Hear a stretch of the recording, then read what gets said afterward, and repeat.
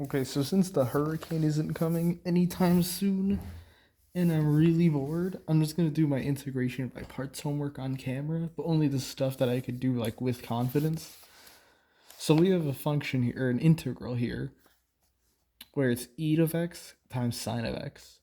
So we have our integration by parts formula, which, if you don't know what this is, it's basically the product rule, but like actually, it's basically the integral of the product rule because it's the first fundamental theorem of calculus. Pretty easy.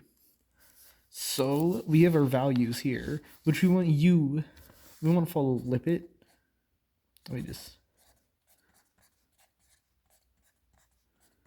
you really don't need to know that this is logarithm, this is trig. So the way it should follow is that u, v, this is also a polynomial. These are really the big three that you'll find. They intersect at polynomial. At that point, you need to do it twice, maybe even more times. But right now, we already have our u and we have our v. Technically dv, but doesn't matter because u dv. So u equals e to the x, dv equals sine of x. So v, the integral of dv should be negative cosine of x. And du, because e to the x, everything's a product, or not a product rule, a chain rule, it'll stay the same as e to the x, never changing. So, oh yeah, another thing, because eventually you want them to become cyclic meaning it all connects back to each other, you could just make e to the x sine of x I, meaning integrand. Makes it easier. So the integrand equals u times v, e to the x times cosine of x, times negative cosine of x. That's a crappy negative, but you can see it. Minus the integral of negative cosine of x. Actually, I like to keep that e to the x up front. So just another e to the x times negative cosine of x. This doesn't go back, nor can we take this integral just yet. So first, let's get rid of that negative 1. This is technically negative 1, so that'll become plus the integral of e to the x times cosine of x. But now we need to do an integration by parts again. So literally same thing. We have our u and we have our v. So this will just be the integrand equals e to the x times negative cosine of x plus, let's do u and v, u equals e to the x du also equals e to the x, dv equals cosine of x. The antiderivative of cosine is negative sine. Negative sine. I just ripped the paper. Okay. But yeah, pretty easy so far. We used our integration by parts formula. We brought out a constant because why not? And then we need to do udv sub again, which I just realized I took up too much space. So we're going to continue a little down 2 brackets below. Oh yeah, we're also going to use brackets this time because you're just doing the integration by parts formula again. It's like 2 a.m. and I'm just doing this out of boredom. So literally this will equal what I'm going to write down, which is uv e to the x times negative sine of x minus the integral of v du, which is negative sine of x e to the x. Again, we don't like that constant, so we're going to take it out. And I just realized I broke the path. No biggie. I'm going to rewrite this down. E to the x times negative sine of x. Same thing, we're bringing that negative 1 out. So it's plus e to the x times sine of x. And would you look at that? It's cyclic.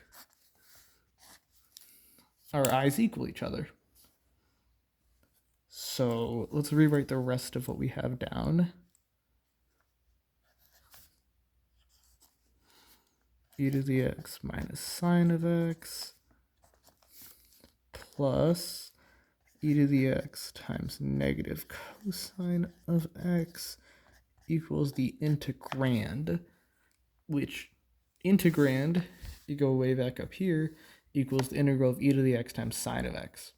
So this could just be I. Gotta rewrite this down all over again. I equals e to the x times negative cosine of x plus e to the x minus sine of x plus I.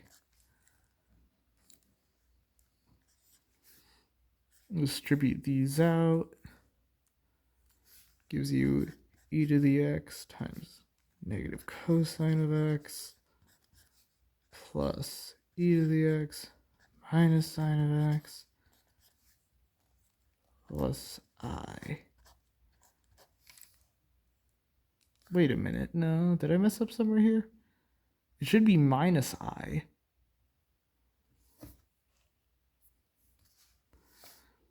dv equals cosine of x. The antiderivative of cosine is sine. Whoa. Never mind. Yeah, I knew something was fishy there. Minor mistake, don't worry. Erase that. It should stay negative. Little tiny mistake. That literally just a sign issue. Literally sine and sine. The antiderivative of cosine of x is sine of x, not negative sine of x. Don't know where I got that. I know that the derivative of cosine is negative sine.